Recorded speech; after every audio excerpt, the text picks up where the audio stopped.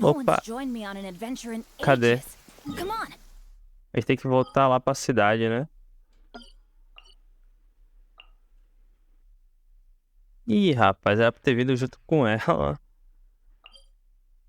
Nossa. Era pra ter vindo junto com ela. Pô, é mais fácil eu pegar esse TP aqui, né? Eu quis esperar depois. Aí a gente esperou depois. Mamamos, né? Cadê o negócio? É pra lá. Ali é água viva, é? Pô, esse negócio debaixo do mato tá legal demais, né? Ah, tem um negócio aqui, ó. Nossa missão é pra lá. Vamos nadando aí, velho. Tem o desafio ali. Tô cansando. Eu não posso me afogar, né? Não entendi muito bem como funciona a mecânica aqui de me afogar, mas eu acho que quando eu fico muito cansado, ó. E a missão é embaixo ou é em cima, velho? Esse negócio tá embaixo d'água, tá aqui. Ah, tem muito... Oh, porra. É perseguição aquilo ali, hein? A missão que ela quer é debaixo d'água. A missão na casa do cara é debaixo d'água. É aqui, né? Teremos que mergulhar. Ah, não precisa, né? Olha o TP aqui. Até que foi rápido pra chegar, né? Até que foi rápido. E eu caí, né? Maravilha. Olha lá aí, cheguei. Falei com ela. Tô aqui já. Ué. Já estou aqui. Whoa, what a huge ship! Why would a ship be anchored at a place like this? There's no need to be so surprised. While it may look like a ship, it's actually Spina di Rosula's headquarters. My father was the one who asked for it to be built like this. Perhaps our taste in exterior design is the only thing we occasionally had in common. A gigantic and glamorous ship embodies discovery, opportunity, ambition, and conquest. It symbolizes Spina di Rosula's bright and limitless future. Acho que estou começando a entender o seu amor por ele. And Paimon thought you were bluffing when you said Spina di Rosula had a glorious past. Paimon was confused why a group with such a history would live in the sewers. But now that Paimon has seen this ship for herself, she's been convinced. Well, Poisson is where Spina di Rosula began, after all. It's our main base, our home. Pô, a gente tem que ir até o navio. Pô, tem mais um negocinho aqui, velho. É embaixo de mim.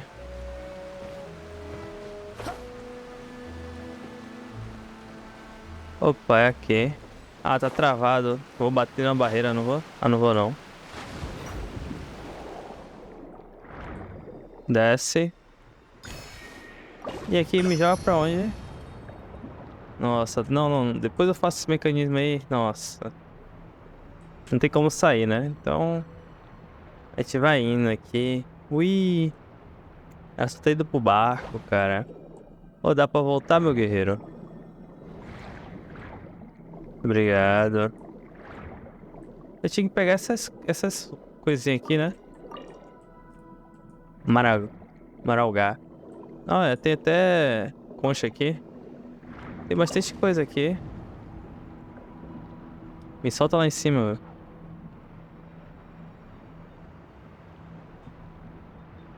Eu desci muito. Aí você vai me largar aqui? Aceito, velho. Vou ter que subir mesmo. Tô aceitando. Adventure time.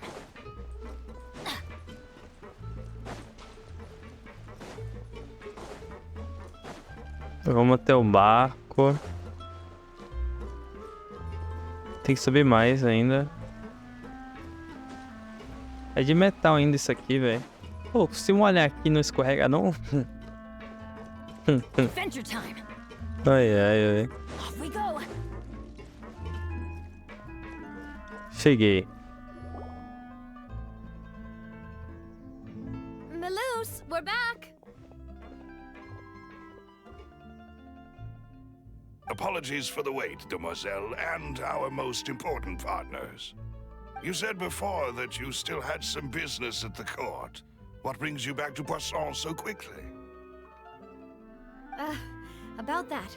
It's because my partner here reminded me of something really important. You see, what if my father's case had something to do with water from the primordial sea? You still remember, right, Melus? On that night, it was raining? Yes, the case was quite similar to that of Mr. Linney's.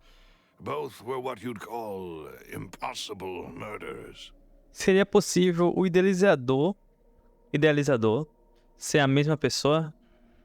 Could you tell us a bit more about what happened before? E vai contar a historinha? Of course. Many years ago, something called synth began to gain popularity in Poisson.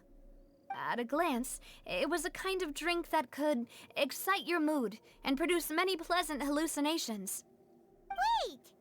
Didn't that guard guy who turned into water also mention that the primordial water could be used to produce some kind of potion? Yes, he did. Considering what we know now, it's almost certain that synth is created using water from the primordial sea. If you drink synth for an extended amount of time, you'll suffer many side effects, such as losing the ability to focus or control your emotions. And if you were to stop drinking it completely, you'll experience flashes of paranoia and anxiety while lacking energy to do anything. It's an extremely dangerous substance. As he oversaw Poisson, my father was compelled to put a stop to synth abuse and called for a complete ban of it. Boss's uncompromising attitude incurred the synth vendor's wrath, but no matter how much they threatened or bribed him, he refused to yield. Not only that, Boss became determined to find the mastermind behind the synth operation and put an end to the problem once and for all. Yes, but the enemy was very cunning.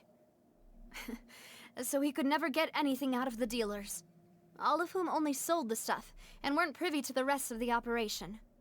Recognizing that, my father decided to contact the dealers in secret and cultivate personal relationships with them. Finally, he was able to convince someone to become his informant. The man's name was Jacques. He felt greatly ashamed about his work after seeing many families destroyed by synth abuse. That night, my father hosted a banquet at his countryside estate. He planned to meet up and exchange information with Jacques over some food. But then, we heard 2 gunshots from the courtyard. We raced to the scene and found my father, still holding a gun, and Jacques, who was already dead on the ground. Huh? How did that happen? Aren't they on the same side? Sounds just like Lenny's case, doesn't it? In both cases, the culprit seemed obvious, but neither appeared to have any motive at all. Looking back on it, though, I now believe the most important clue was something we all overlooked at the time. There were pieces of clothing left at the scene. Elas poderiam ter pertencido a alguém que se dissolveu, né? Dissolveu. It's all thanks to you that I made the connection now. Back then, we all just thought they were some costumes that Jacques used to disguise himself at the banquet. But, considering it now, it's almost certain that they belong to a third person at the scene. With one extra person, we'll also need to reconsider why the 2 shots were fired. O nome dele é Jacques. É Jacques. É possível que Jacques, não sei como falar o nome dele, e seu pai tenha tido uma discussão, mas também é possível que essa terceira pessoa seja a culpada. You're right. We still don't know what happened. But my intuition tells me that we're on the right track to figuring it all out. Não sei como fala o nome dele. I'm finally headed towards the truth. Jacques was an empathetic Ele fala só man Jacques. who was infinitely remorseful Vou chamar for só de his past Jacques, actions. It's unlikely that he turned on Boss with zero warning. I think this third person is probably the key to the full truth. On that note, however, Even though this will not please you, demoiselle, as your and your father's butler, I must still offer a word of warning. Our opponent is insidious and cruel. They are extremely difficult to deal with, and Boss has already lost his life trying to bring them to justice. Even though Spina di Rosula has lost most of its former glory, Poisson has welcomed a new time of peace, and we have been allowed to live out our lives. There is no need to follow your father's path. It would be both wise and in line with Boss's wishes to step back and give up on the case. If that's indeed what he wished for, then he should have told me that himself. Was I not the closest person to him? And yet, I was the one most kept in the dark. What was the point of him dying without sharing any of the secrets he knew? Did he manage to protect anything in the end? Synth is still here. Callous the Unfaithful is still his epithet. And Spina di Rosula is barely getting by. Nothing has changed. É muita história, hein, Did he velho? think I'd just accept his meaningless death and live out my life just as meaninglessly? I've never accepted that. Ever. Not since that day, and certainly not now. I want to find out the real answer for everyone's sake. For the missing girls, for the victims, and for myself. Navia. This is indeed the best moment to act. Your partner appears to be quite reliable, and more importantly, demoiselle, I think you're also ready to take this on. So you do know something else, Melus? Yes, I do. In fact, even before that banquet, Boss already knew of the connection between Synth and the serial disappearances case. But what drove all the tensions to the boiling point was the revelation that you, demoiselle, had been selected as the next target to disappear. What? Boss also didn't tell you that he had been diagnosed with a rare illness. The doctors told him that he had no more than 5 years left to live. And the serial disappearances case caused him great anxiety. 5 years was nowhere near enough time to resolve this long-standing conflict. But once he passed away, all the danger would pass on to you. Knowing all of this, he decided to use one final intimidation tactic before his death. He claimed to have already gotten his hands on some key incriminating evidence for the other side, and even told some members of Spina di Rosula about the details. But as long as you remained safe, he would not share the evidence with the public. If something were to happen to you, then he and all those he told would immediately expose all they knew about Synth and the disappeared victims. Right, so nobody would be able to get off scot-free. As we've seen, Boss's tactic has worked. Even though Boss has been gone for a long time, the other side has not tried to take Demoiselle's life. No, I don't believe it. He never appeared to look sick to me. No father wants their daughter to see them weak and haggard, especially someone as proud as Boss. To him, dying in a duel and suffering lasting dishonor as the Unfaithful was still far preferable than losing face in front of his daughter. So he chose to die in silence, so that he could protect me. I'm afraid you're not understanding this correctly, demoiselle. What Boss wanted to hand to you was not a parasol, but a sword. If Boss's spirit could hear you telling me that you want to find the answer for the sake of everyone involved, I'm sure he'd be extremely proud. That fool. Couldn't he have just given it to me straight? No. He might have set up everything precisely because he never thought I'd be able to understand him. Is that the amount of confidence he had in me? And what if I was never able to make it to where I am now? Ele te deu a escolha de viver como você quer. Yeah. I suppose that's true. With the way he'd set things up, if I had wanted, I could have just lived out my life without a care in the world. But thankfully, he rarely talked to me about complex matters, and thus understood little of me as a person. In this case, he really didn't need to give me an easy way out. Melus, what was the key evidence that he shared with you? It's the location where synth is produced.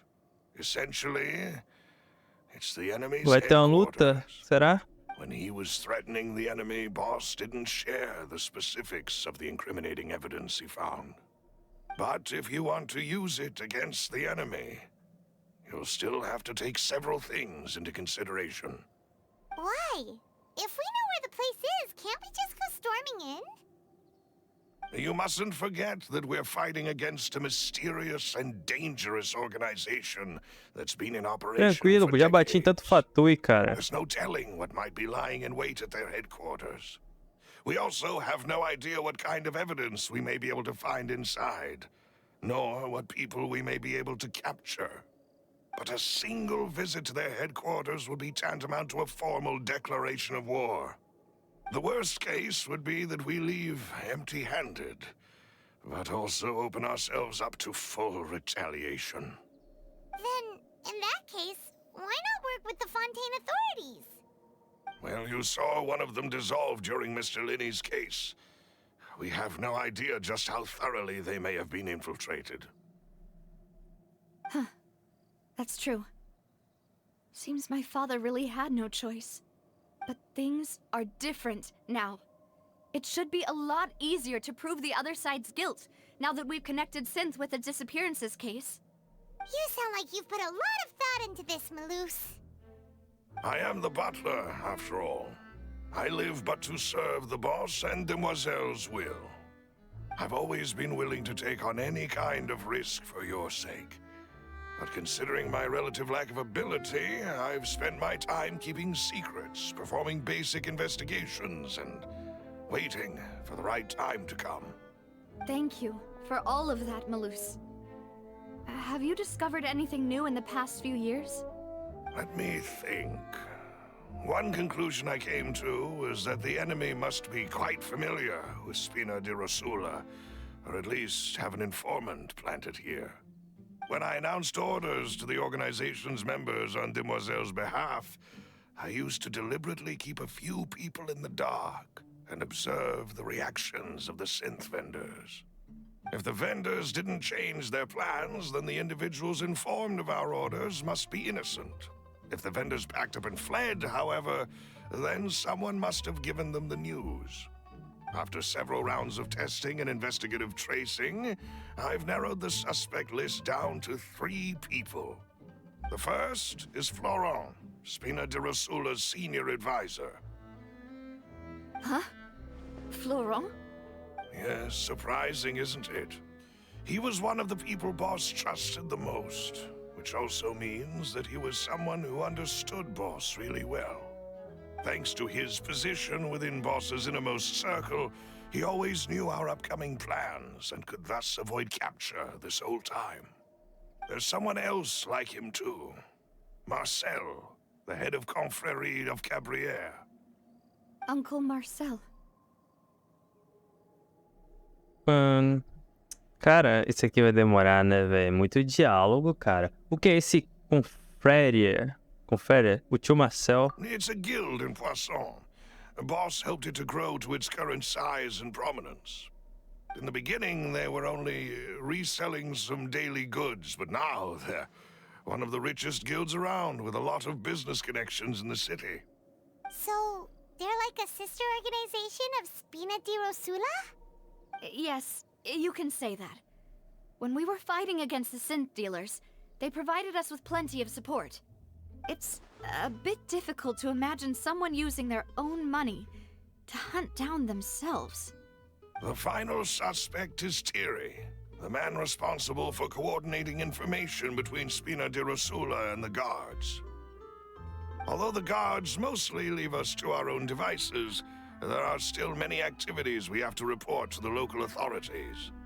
Since Thierry is always in the know about our current activities, he could theoretically always plan one step ahead.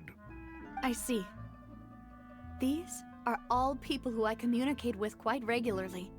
To think that the enemy we've been fighting against has been right next to me all along, among those I trust the most. It's almost too hard to believe. If you want to investigate them, please take every precaution to not alert the quarry. Judging from our experience, the enemy is extremely cautious. Of course. And thank you, Melus. You've provided us with a lot of great information. You're too kind, my lady. I'm just doing my duty. And before I forget, proving Boss's innocence would also mean clearing him of blame in Jacques' death. After that incident, Jacques' wife and daughter were taken into the Spina's care. They still live in Poisson today. If it might help, you could also pay them a visit. I can make the necessary arrangements. Oh, thank you so much, Melus. You really are the best. A new case awaits, my dear partner. Não se preocupe. I hope we can work together to uncover the truth and end this case once and for all. Registro do caso. Nossa, vai começar de novo isso, Vamos ser detetives, cara. Vamos puxar isso aqui no próximo, hein? É muito diálogo, queria um pouco de ação, velho. Talvez no próximo a gente tenha, hein?